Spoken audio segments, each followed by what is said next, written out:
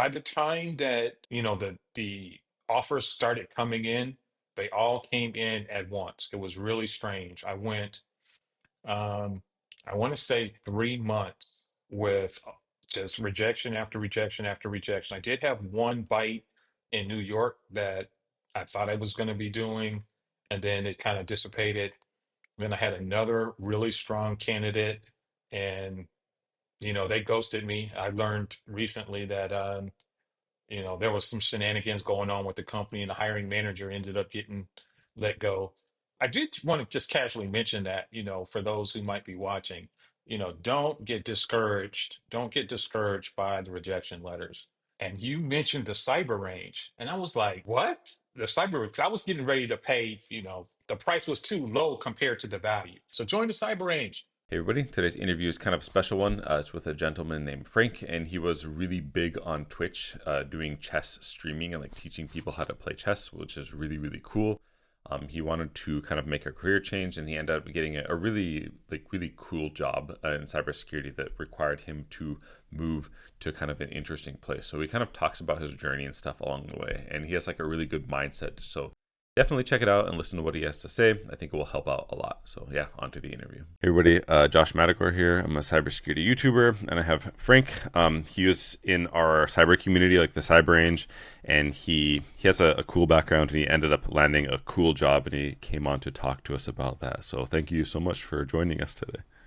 It's an absolute pleasure, and I'm ecstatic that I have the opportunity to speak with you and share my success. Yeah, I appreciate that. If you don't mind, do you want to do like a introduction about yourself, and then maybe talk about your past a bit, like what you're doing before this job and like what your current job that you just got is going to be? Okay. Well, my name is Frank Johnson, and generally known as Coach. I've been a professional competitive chess player probably for 20 plus years. And Wow. that's the background that I'm coming from. It does have some computer aspects to it, but when I initially started teaching, it was with the traditional board, board and pieces in person with people. And then when COVID came, that all transitioned to internet lessons.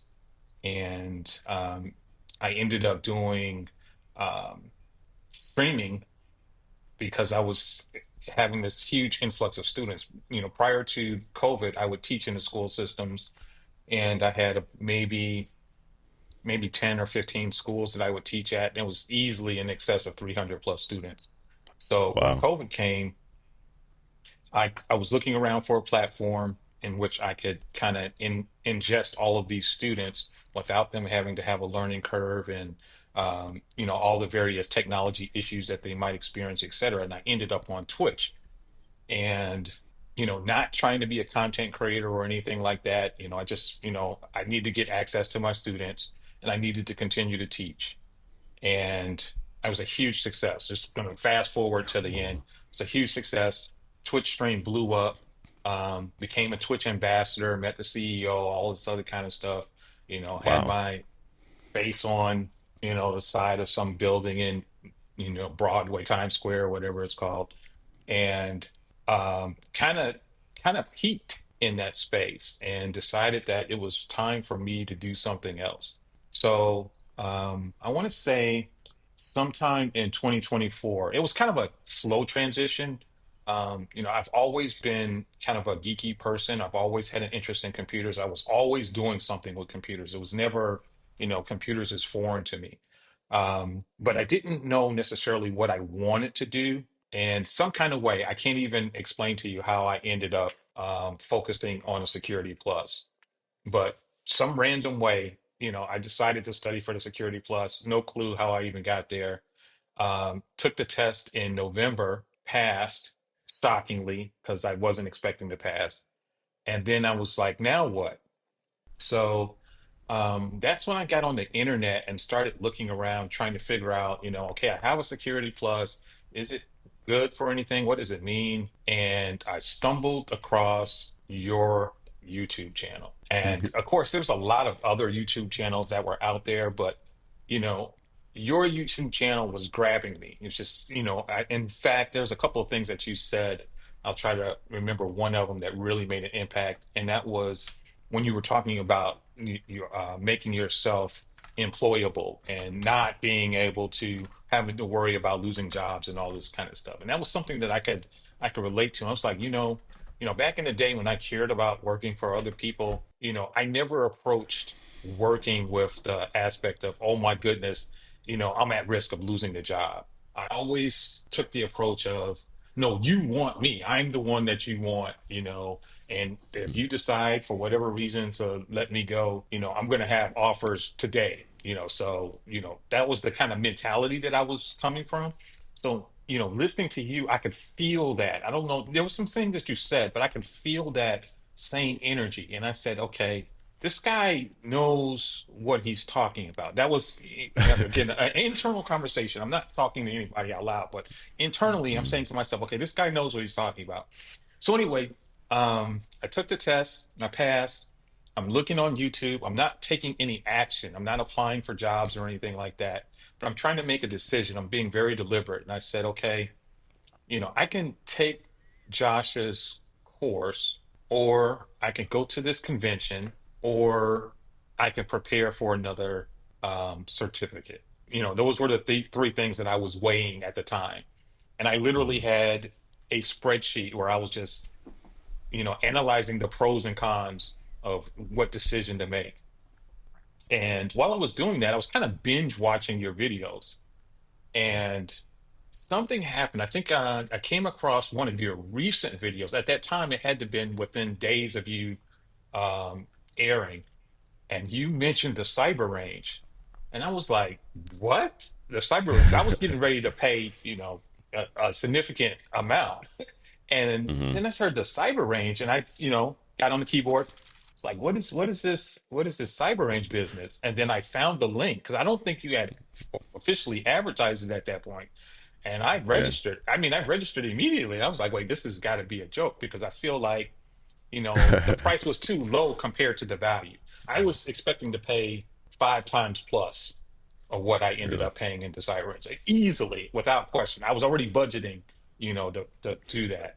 And then when I saw that, I just, it was kind of a knee jerk. It was like, I have to do this. It was a commitment. So at the end of December, I joined, and I'm kind of a binge learner where I just don't stop until I saturate what it is that I'm trying to go. And I basically lived in the cyber range. I Well, mean, every day, I would wake up, I would check my email, I would check to see what was going on in the forums in the cyber range, and then I would get back into one of the lessons. And it was just rinse and repeat over and over and over again. So I feel like I'm rambling. Feel free to ask me any other question. But yeah, that's kind of my background and how I got here. cool. Thanks. And I'm honored to hear you say that. I appreciate that. And I also didn't know that you were so humongous on Twitch. That's really crazy, actually. I was gonna say I haven't streamed for a while, but I definitely had. I mean, there were streams where I had 40, 50,000 people watching me at any given time for sure. Damn. Were you streaming during when Queen's Gambit came out? Oh, absolutely. And did you see like a lot of people, like influx Well, of people? there was a huge influx during that time period because that movie came out during COVID, so there was so many people looking for things to do Mm, online anyway. So yeah, there was a huge influx with chess players, people wanting to learn how to play, the whole 9 yards. Traffic for everybody, I feel like, especially on Twitch, was up. So yeah, yeah, yeah. definitely. Yeah, even I had like a lot of traffic, like relative to kind of after the pandemic. I even had like more. It was crazy. Yeah. Yeah. But yeah, if you don't mind, do you want to talk about the job you ended up getting, like the title? It's kind of a special one, so I thought it would be like really interesting for people. And also, I'm not sure like how much you want to reveal about those, so just Well, I whatever don't know you're if I want to comfortable. tell the title, but Okay. well, I can try to talk around the role a little bit. So the role that I landed was a DoD contractor role with a cybersecurity slant. Um, mostly acting as a tech support slash analyst, if that makes sense, with focus on endpoints. Endpoints is the particular focus that I have. So, as it was revealed in my interview, the expectation is for me to, you know, deal with issues as they are reported.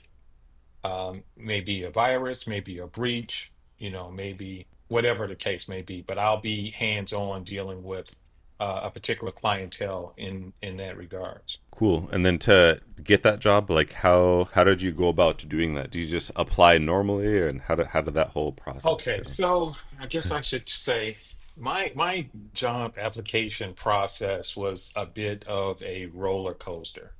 Now, mind you, I did go through the cyber range and I did heed your instructions on how to apply for a job, how many jobs to apply to, how to document the application process in the spreadsheet and all of that.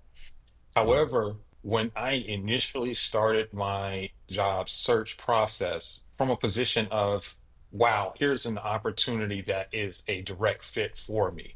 So rather than just, spray gunning, my resume out to a whole bunch of companies, I started out at the gate looking at opportunities where I felt were a direct fit. So I spent and continue to do a lot of time researching the company, researching the roles, researching the people with similar roles, researching, what the hiring manager is, everything that I can find out that might be publicly available. I really try to dig into it, um, even to the point of, gleaning information from people in the department and the tools that they talk about. So, if I'll just use a random example, if I'm looking at an opportunity at IBM and it's a analyst role, mm, and I might go and look at people with that exact title in that role at IBM in that region, and then I'll look at their posts, maybe on LinkedIn or wherever,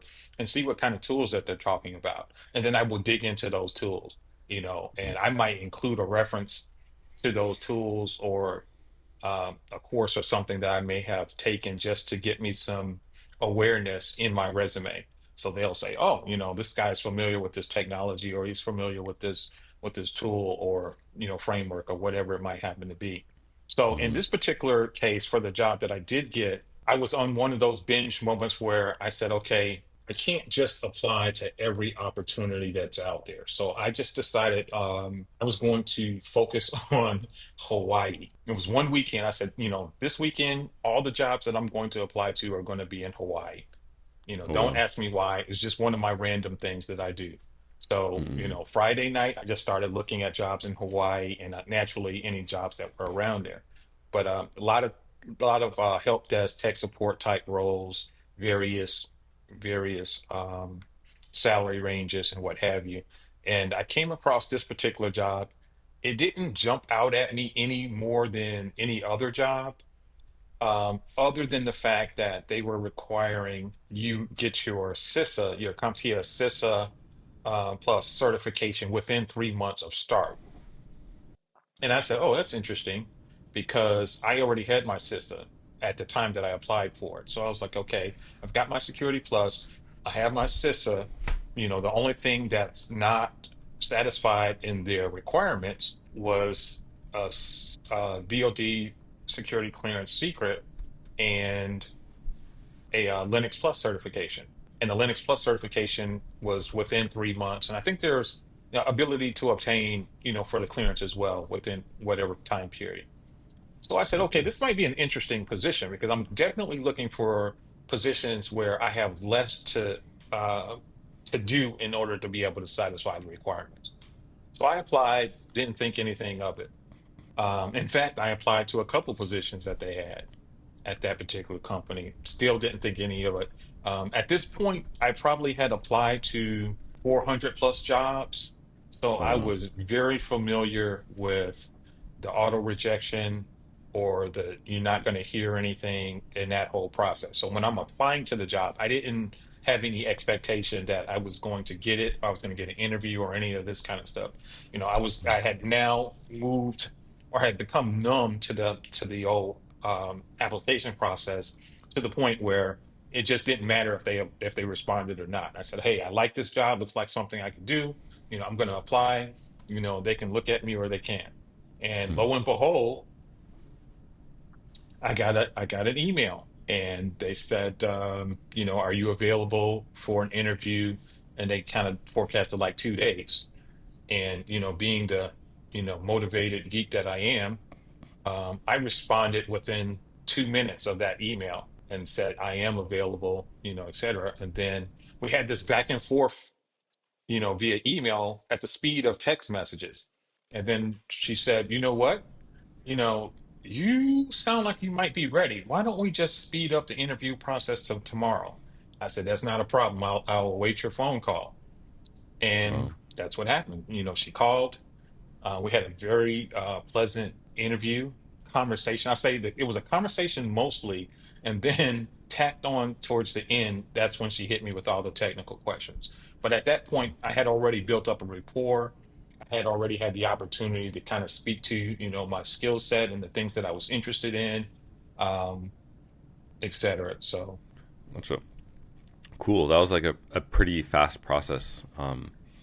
For for that job, did you have like a second interview, or you just had that one phone interview and then they like brought you on, or how did that go? no, we had several conversations, but I felt like I had won the position early because she said something like during one of our conversations, she said, "I really needed you last week.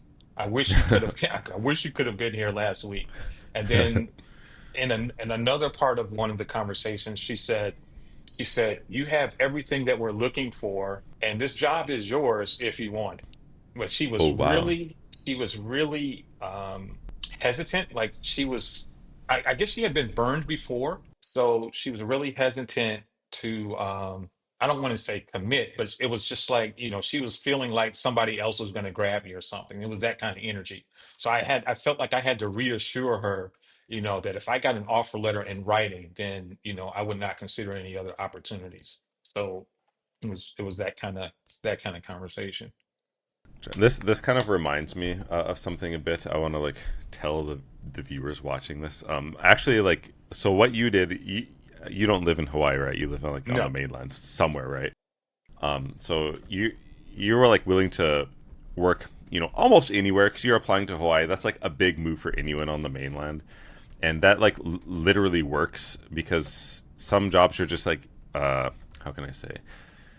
It's you're kind of like more likely to get a job sooner than later, possibly, like if you're okay to like move or like essentially work anywhere. And my first cybersecurity job, I don't know if you're actually going to be working in Hawaii, but my first job like was in Hawaii. My first cybersecurity job coincidentally was in Oahu. So like it can be worth it to be like flexible and willing to like apply outside of your state. Like I just wanted to like throw that out there because it's like really important fact. Absolutely. Absolutely. In fact, I kind of went into the job search process with that in mind. I didn't handicap myself with, only being able to work in my local area. I knew, that I was going to have to move around if I wanted to get my feet in. Gotcha. And then did you go through the clearance process already, like the SF-86, that long paper thing? I'm in that process now, and I've been told that it can take up to 6 months. And what can I say about it? Yes, absolutely a long process. I was extremely nervous in the beginning, unsure, but they provided a handler for me that just kind of walked me through and, told me what not to worry about and, all these different things because this is my first opportunity at a security clearance, which was gold, by the way. I did have some other job prospects that, paid more and, were potentially more attractive, but, getting a security clearance was a goal for me. So, I would be willing to take less and get the clearance than, take a higher salary and not have it. Gotcha. So That's good. I literally did the same thing because if you're okay to work in DoD, and for a while at least to get your clearance, there's still like private sector jobs that require a clearance, and they're gonna like give you like a decent amount of money, like AWS and those like orgs that have contracts with Absolutely. the government. And then I remember now, like you had to like turn down some other positions, right, or something. Right. You want I turned down several positions. Um, I was in the process, I believe, fourth interview with Amazon. And I also was in the interview process with Google. They have no idea that, I'm not on the market anymore, but their hiring process was like 8 weeks. So, it probably can be still another 2 weeks before they even reach back out to me. But by the time that um, the offers started coming in, they all came in at once. It was really strange. Um, I want to say 3 months with just rejection after rejection after rejection. I did have one bite in New York that I thought I was going to be doing, and then it kind of dissipated.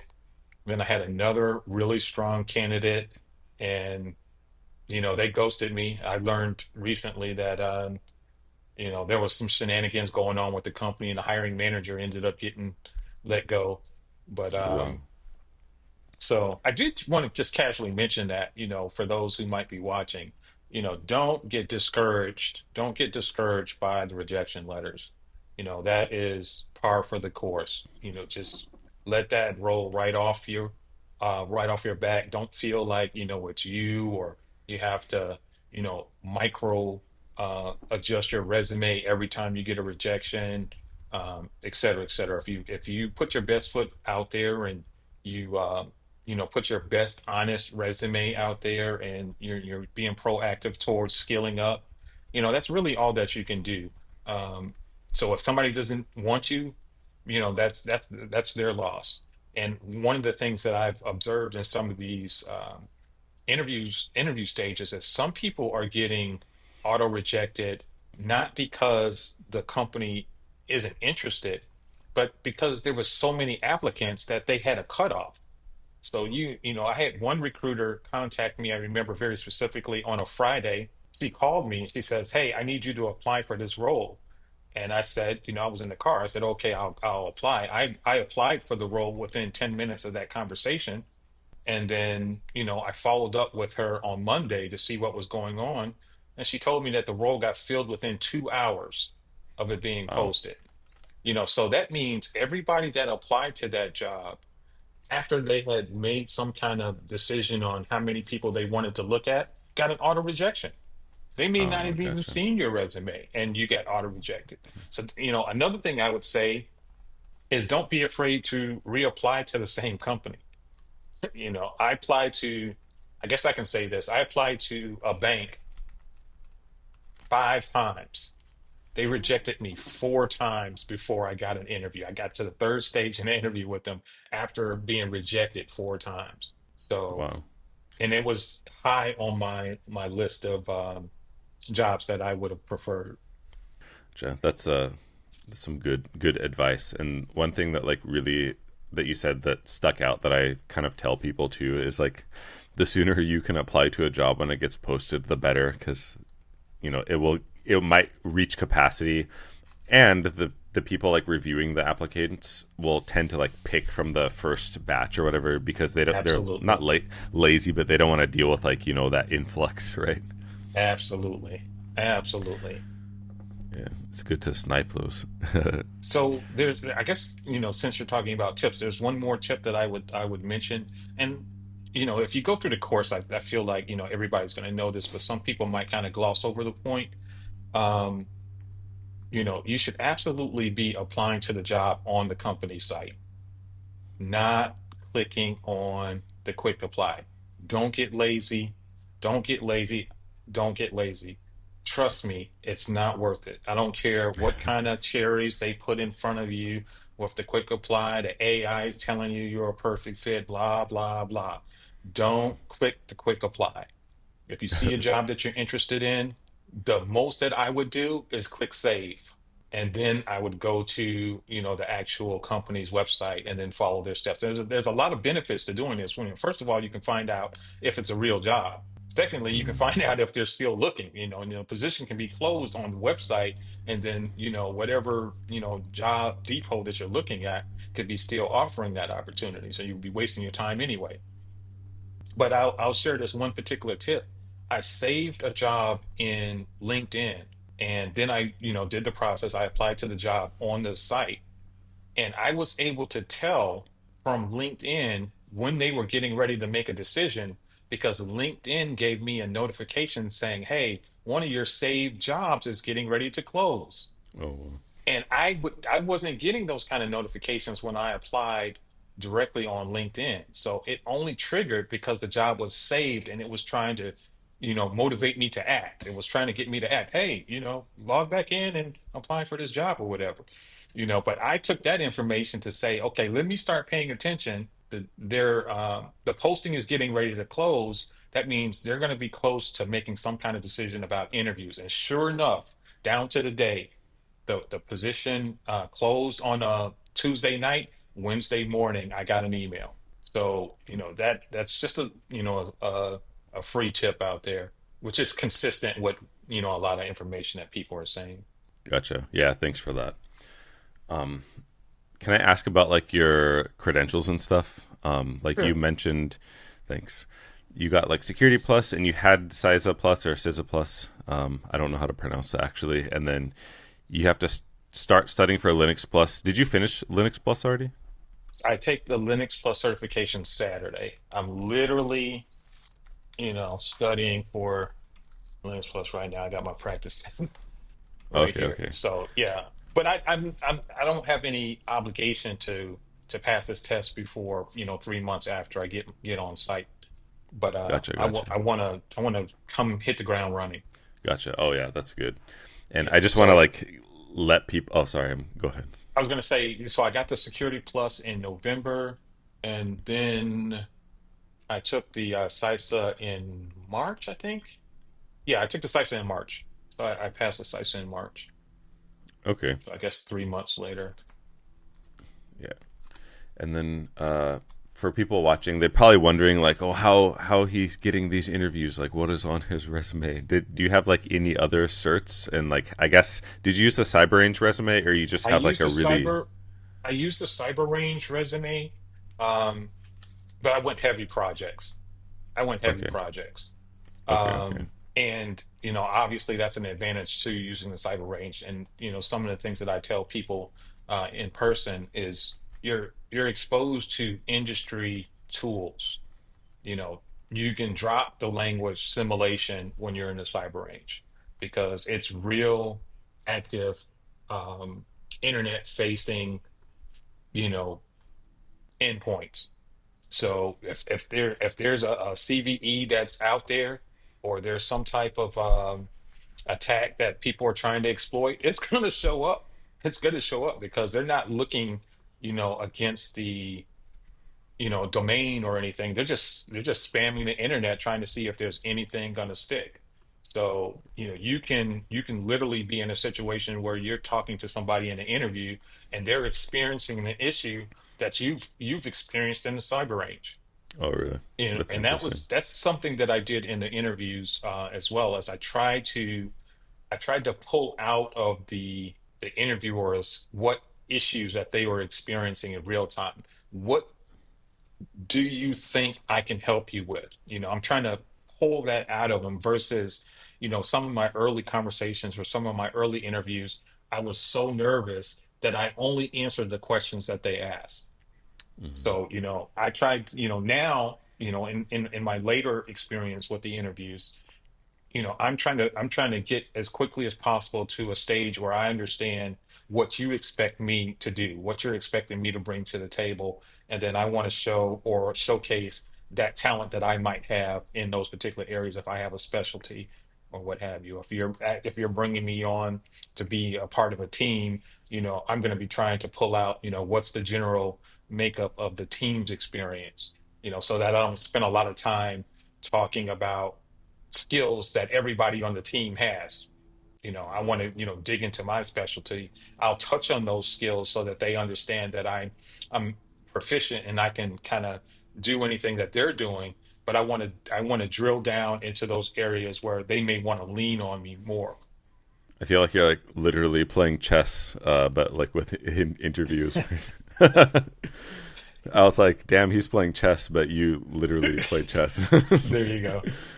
Damn, that's really impressive. I don't think that far ahead, so that's like really I feel like surprised by that. That's like really great advice and like really good, I guess, strategy. So did you actually like study and prepare for the interviews, or you got good at interviewing by just like doing a bunch of them, or both? It was a combination. Okay, so that's a good question. Um, I utilized the process where, because I had applied to so many jobs, I kind of wanted to make sure every time somebody got me on the phone that I put my best foot forward. So what I did was I started applying to jobs where I felt like were going to be very simple. Jobs that, that I didn't really want. I just wanted to get somebody on the phone to talk to me, you know, Mm. and I would, test out my communication, test out how to answer questions and that kind of thing. And then, basically allow myself to mess up because I knew that this wasn't going to be an important situation. So I guess I kind of, you could say mock interviews, but I did mock interviews with real companies. Um, Damn. so I wasn't interested in, taking some job that was going to pay me $15 an hour or whatever, but if you want to call me and respond to a resume at $15 an hour, I will talk to you. I will talk to you, but you're going to find out, and I'm going to find out that this is not the role for me. But we at least get to have a conversation, and it makes me more comfortable. So, I kind of did that a lot to try to save myself from messing up for an opportunity that I really wanted. Does that make sense? Yeah, yeah, that makes sense. That's the best way to do it, I guess. Like live fire practice. Right. Damn. So, and I guess to add on to that, preparation wise, I did run job descriptions through Chat GPT and connect my resume to the chat prompt to see what potential interview questions might come out and review those. Um, but for my particular process, I was very deliberate with the type of jobs that I was looking at. So in my office I would have pasted on the walls job descriptions or literal job advertisements of the roles that I wanted. And I said, okay, yeah, I know this job has been filled already, but I'm still going to work towards making sure that I can satisfy all of the requirements. That way, the next time that job comes up, I'll be an ideal candidate. I wasn't really expecting to, get such a good job as quickly as I did, and I was prepared to, keep skilling up, with the hopes of when the right job came available, I would be ready and in position. But I got lucky. And, with everything that's going on in the world, having an opportunity to get a job with a security clearance sponsorship out there, I just couldn't believe it. I really couldn't. Yeah, and I want to like speak to that. Like you said, you got lucky, and like literally everything is kind of related to luck. But you have to like do those work in order to expose yourself to the luck, right? You have to like kind of make your own luck, and you were doing a lot, and maybe it was lucky that the job was there and you saw it, but like you did a lot to like even like get to this point. So like the people that are watching, like literally everything is luck. Like the fact that you can walk across the street and not get hit by a car is at least Right. some level of luck, right? But to like the more preparation you do for yourself, the bigger luck I guess you're going to get, or like the more potential. I don't know how to say, like the higher chance you have to like take advantage of luck when it comes your way, and that's basically like what you experienced because you were doing a lot and then you just found something good and then it ended up Right. working out. Yeah, Yeah, that's definitely. really amazing. Can I ask about like did you were kind of talking about how you were looking at job descriptions and using them to get better and like prepare and stuff. Did you just kind of like not everything on the job description, but did you kind of pick stuff out and like lab it and like study it and stuff so you'd be able to Well, familiarize yourself? so yes, there was a process. So basically what I did was I took my top 15, let's call it my top 15 jobs that I was interested in, and I spread them out on my wall, Mm, literally, in a horizontal line. And then I took the highlighter and I highlighted um, skills that were consistent across all 15 jobs. And then I started focusing in on those skills. I said, okay, all of these jobs I would be happy to have, but where's the common denominator? And then and some jobs are going to be, Google oriented, some of them are going to be Amazon oriented, some of them are going to be Microsoft oriented. I got to make a decision because I don't have the bandwidth to go, learn everything. So I'm looking for the common denominators and saying, okay, what's going to make me the most attractive against the largest footprint of all of these jobs. And that was the approach that I took. And it wasn't necessarily always labs. Sometimes I would, you know, go and research how to lock down, a specific router. Say, for example, I saw that they had a particular technology. I'm not going to use Cisco as an example, but let's just say had a router out there. I would go and look and see what the latest issues were with that router. So when we had a conversation in an interview and they start asking me questions about, do you have any familiarity with this technology?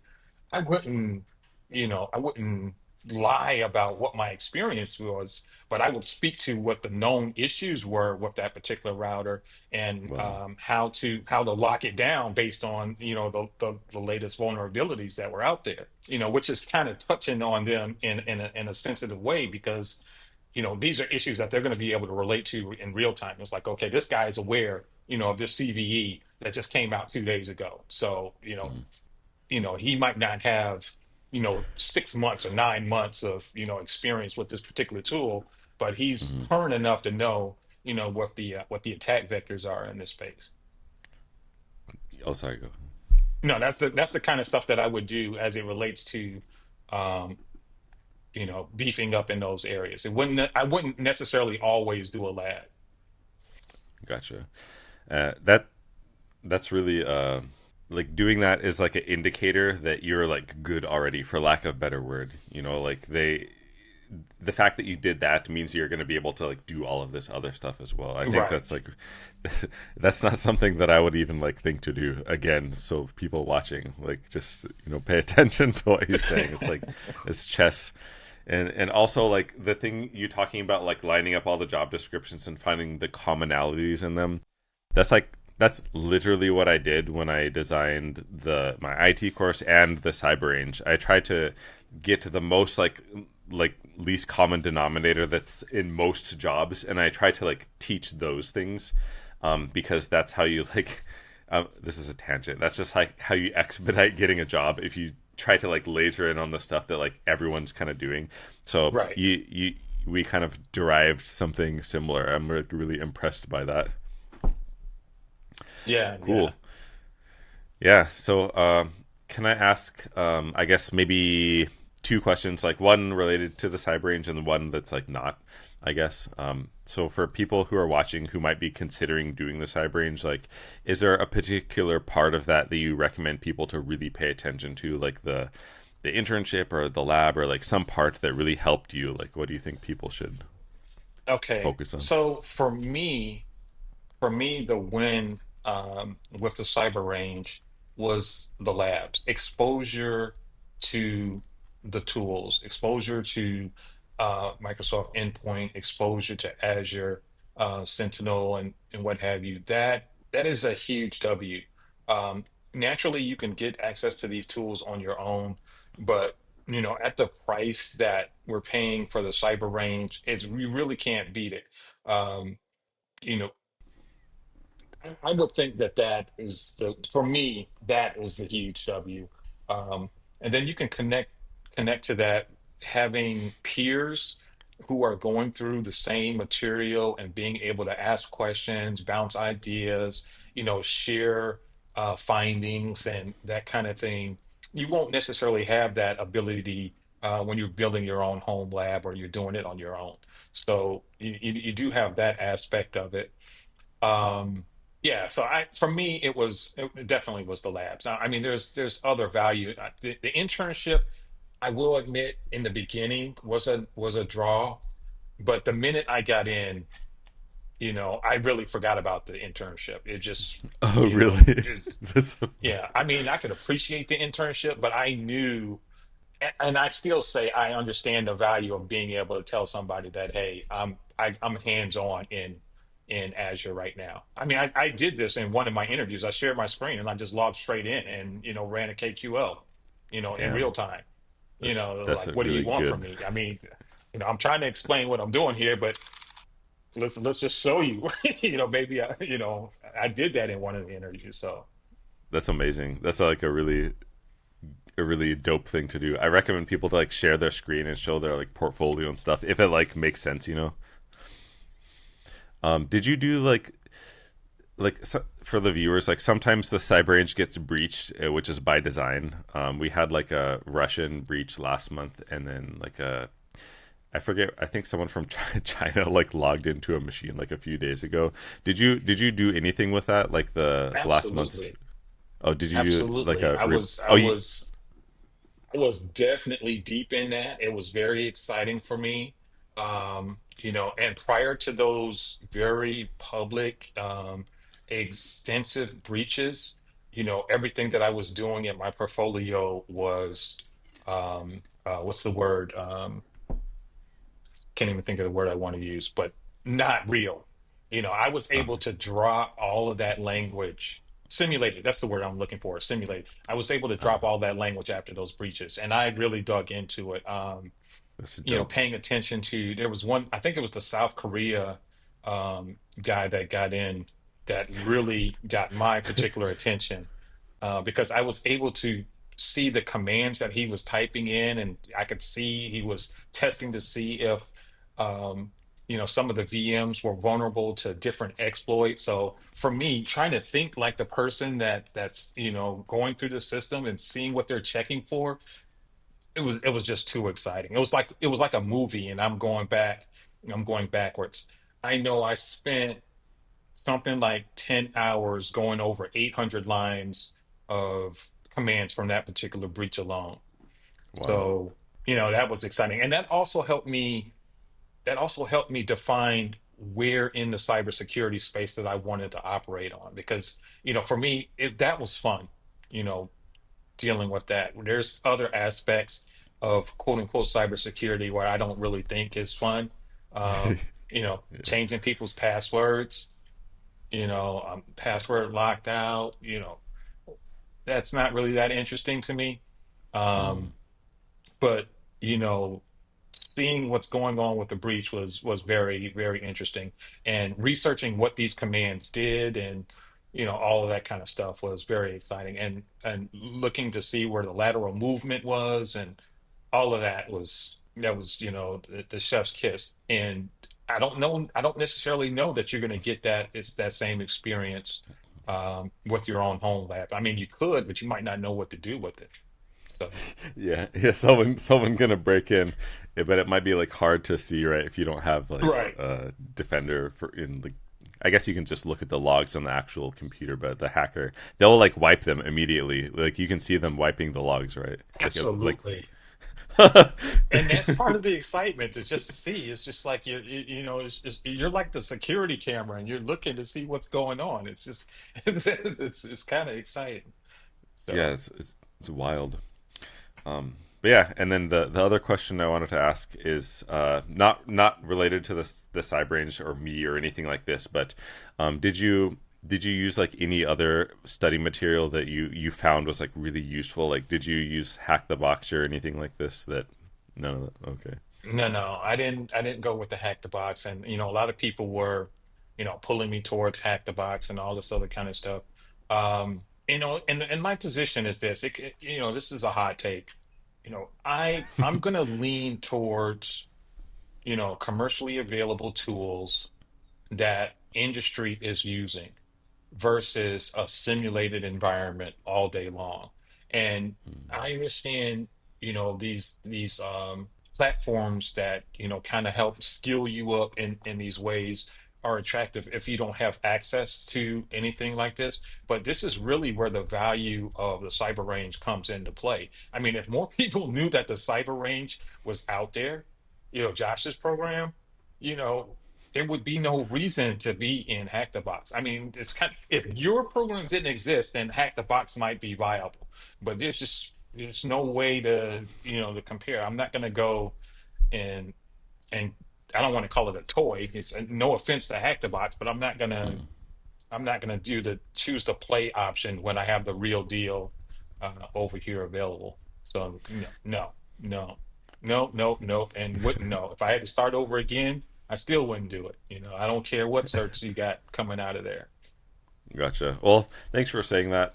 Hack the box is it's good if you're practicing. Well, I don't even want to like get into that because I haven't used it that much, but I know it's good for like practicing like off-sec methodology and like getting that muscle memory for those things.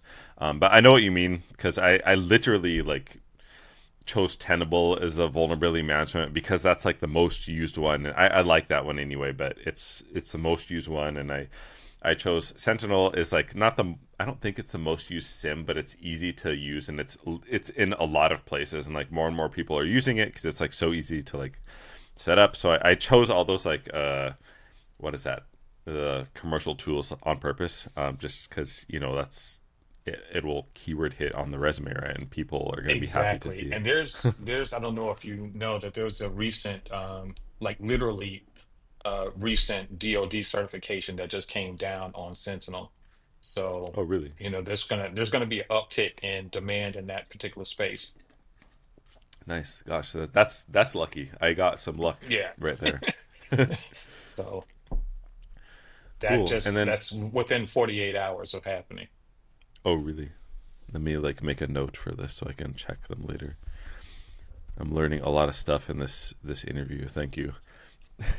And by the way, like for the viewers who are like watching this, like we don't prep each other for this interview. I don't know if it seems like it, but it's just like really casual. Like as we do it, I make notes when he says stuff, and then I'll like ask you about it later. So thank you for putting up with that. Nah, it's fine. Cool. And then just the last one, I know this is like going kind of long, but do you have, as somebody who like changed careers from doing chess into the cybersecurity, which is crazy, do you have any advice for people watching that can kind of follow in your footsteps, like mindset advice or anything like this that would help, Um, Mindset advice. or anything? I mean, the mindset advice is good. For me, I would say I would approach the career change with the position of knowing that you're trying to improve self. So there's no barometer or judgment that you can have against other persons, other people, or what have you. It's your knowledge that you're changing. It's your experience. So you don't have to worry about, how quickly or how long somebody else accomplished something, how long it took them to learn something, none of that. It's your ability to be able to process and digest your own journey, your own information in your journey. So I would start with that. The second thing I would say is choose a spot. I mean, cybersecurity is kind of like medicine. You know, play around, find what, is a natural fit for you, what feels good.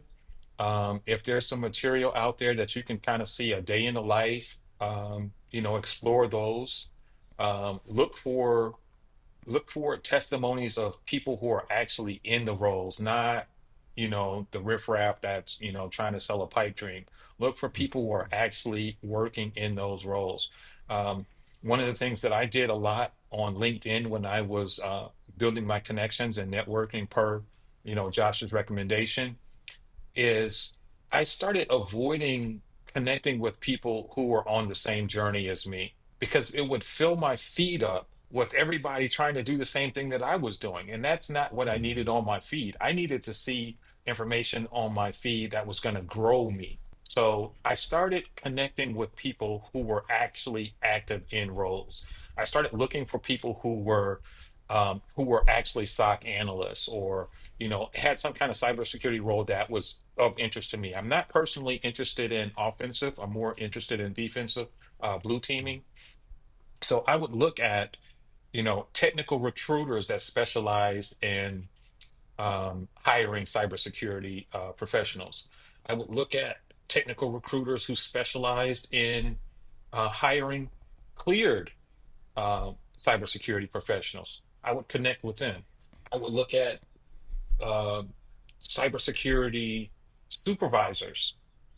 So anybody that said I'm hiring for a role, that doesn't mean go apply for the role that they're hiring for, but let me get on your radar. Let's build a relationship where I can see what kind of things that you might be interested in, because it could be a post that comes 2 months from now, that might trigger a whole process for me. So as soon as I started doing that, I started seeing a whole different level of content in my feeds. you know so that's something that I would do, and I think that's important when you're trying to, find your space inside of the domain, whether you want to be offensive, defensive, you want to do both. If you're interested in pen testing, if you're interested in networking, whatever it is that you might find interesting, you might not necessarily know that at the outset if you're changing from another field or another discipline. But kind of play around. If you have the opportunity to shadow somebody or ask questions, especially if you see people talking about them doing labs and that kind of thing, just ask them questions. Most people will be open to, sharing, some of the things that are happening in their experience. Cool. Yeah, I love that. And when you're trying to find out what you want to do, there's like a lot of free stuff. You can try a lot of stuff, and you'll get a sense. Like I don't really like red team stuff either, and I was like really like trying to do that. I tried to do hack the box, and I tried to do offensive like offsec to get OSCP. And I could do it, and it was like kind of fun. I didn't get OSCP, but it helped me to like lean into blue teaming, and then I got like a defensive job. So there's a lot of stuff to try, and that's like a really Absolutely. great advice. So thank you for all those. Yeah, I appreciate having you on. This is like really good interview. I'm sure people are gonna like watch it more than once. So thank you so much for sharing everything. Do you have like No, thank you. socials? Oh, thank I you. I do have appreciate it. socials. But I'm getting ready to do some secret work, so I don't know how often I'll be posting on Oh, it. okay, So, yeah. it's okay. I Yeah, mean, if you I want, would you say can. you could follow my Twitch, but I seriously doubt that I'll be streaming on there anytime soon. I don't know that I'm going to be posting on socials. If I post anywhere, it's going to be on the Cyber Range. So join the Cyber Range. Thank you. I didn't tell him to say that. Thank you, but yeah, join it anyway. Yeah, thank you. Thanks so much, and let's like stay in touch. I'll talk to you. We'll just Absolutely. like DM each other, and I'm really excited to see how your job goes like when you start it. So maybe in the future, if you feel good, we can like do another one of these, or I'll just see you in like one of the weekly meetings or something. Absolutely. Cool. Yeah. Thanks, Greg. Thank you.